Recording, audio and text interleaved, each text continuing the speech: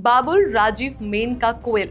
राज्यसभा के लिए 4 नाम फाइनल। क्या ये सिर्फ 4 नाम है या 2026 के चुनाव से पहले ममता बनर्जी की बड़ी राजनीतिक चाल? क्या ये सोशल बैलेंस है या पॉलिटिकल मैसेजिंग? नमस्कार, मेरा नाम है चेष्टा नागर और आप देख रहे हैं द हिंदी टॉप। पश्चिम बंगाल की मुख्यमंत्री और तृणमूल कांग्रेस की सुप्रीमो ममता बनर्जी ने राज्यसभा चुनाव के लिए 4 नामों का ऐलान कर दिया है। बाबुल सुप्रियो, राजीव कुमार, मेनका गोस्वामी और अभिनेत्री कोयल मलिक। पहली नजर में ये एक रूटीन राजनीतिक घोषणा लग सकती है, लेकिन अगर आप बंगाल की राजनीति को थोड़ा गहराई से समझते हैं तो ये सिर्फ नाम नहीं, एक साफ रणनीति है। पहले समझ लीजिए राज्यसभा सीट का मतलब क्या है। 6 साल का लंबा कार्यकाल, दिल्ली की राजनीति में सीधी दखल, केंद्र की नीतियों पर प्रभाव।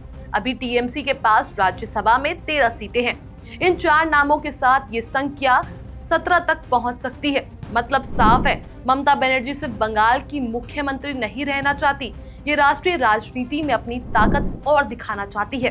पहला नाम बाबुल सुप्रियो। सबसे ज्यादा चर्चा बाबुल सुप्रियो की है। पूर्व भाजपा नेता, मोदी सरकार में केंद्र मंत्री रहे, 2021 में बीजेपी छोड़कर टीएमसी में आए। अब सवाल ममता दीदी बाबुल पर दाव क्यों लगा रही है? बंगाल की करीब 70% आबादी हिंदू है। बीजेपी ने पिछले कुछ सालों में यहां हिंदुत्व के मुद्दे पर जमीन बनाई। टीएमसी पर अक्सर हिंदू विरोधी होने का आरोप लगाया जाता है।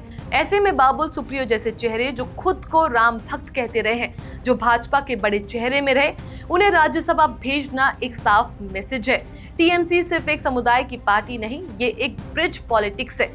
हिंदू वोटर्स को ये संदेश आपके लिए भी जगह है, लेकिन रिस्क भी है। बाबुल पर पहले टीएमसी कार्यकर्ताओं से टकराव के आरोप लगे, पार्टी के अंदर असंतोष भी रहा। फिर भी ममता ये जोखिम उठा रही है। क्यों?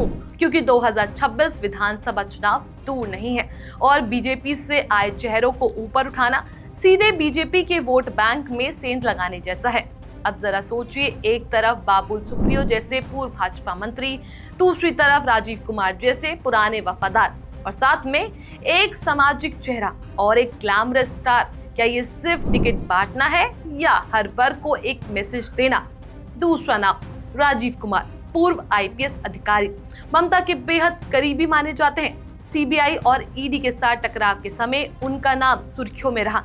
ईडी की रेड, आईपैक ऑफिस, कोयला घोटाले की जांच और टीएमसी का आरोप, केंद्रीय एजेंसियों का दुरुपयोग।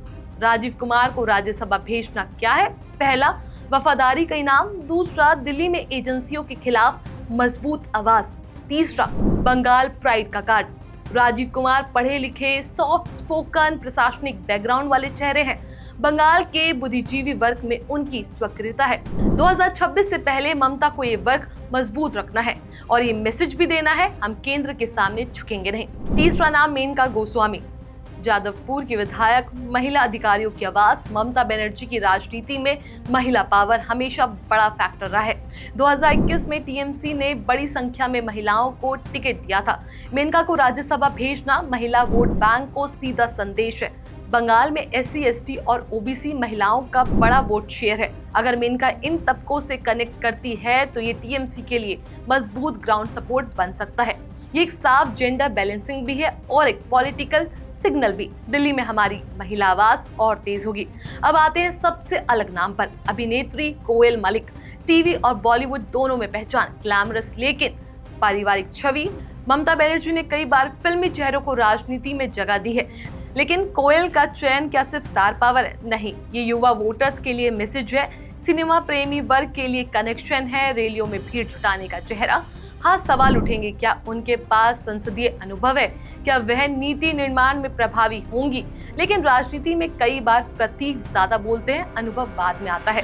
4 नाम, 4 अलग वर्ग। हिंदू चेहरा बाबुल, प्रशासनिक और वफादार चेहरा राजीव, महिला और सामाजिक प्रतिनिधित्व मेनका, युवा और सांस्कृतिक प्रतीक कोयल। ये सोशल इंजीनियरिंग है 2026 की तैयारी और ये दिल्ली में अपनी आवाज मजबूत करने का प्लान। ममता बनर्जी का ये फैसला दिखाता है कि ये सिर्फ राज्य की राजनीति नहीं खेल रही, वे राष्ट्रीय मंच पर भी अपनी जगह मजबूत करना चाहती है।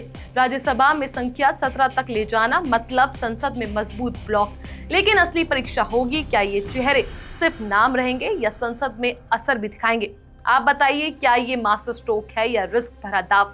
अपनी राय हमें नीचे कमेंट सेक्शन में जरूर बताएं। ऐसी और भी वीडियोस के लिए आप हमारे चैनल द हिंदी टॉप को सब्सक्राइब कर लें। इसके अलावा आप हमें एक्स, फेसबुक और इंस्टाग्राम पर भी फॉलो कर सकते हैं।